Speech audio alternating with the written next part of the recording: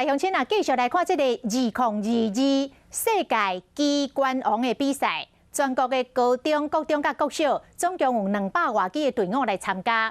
主办单位希望透过这个活动，培养学生跨领域整合、甲科学理解应用的能力。进阶组时间到，请坐下。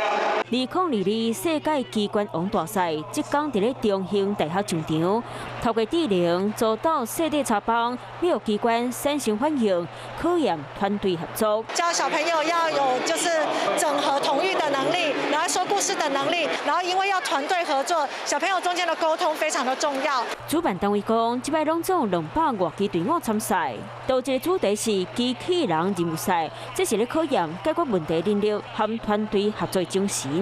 怎么样去透过科技解决生活周遭的问题？所以跟地球永续发展呢是有密切相关。所以我是觉得活动它主题正确。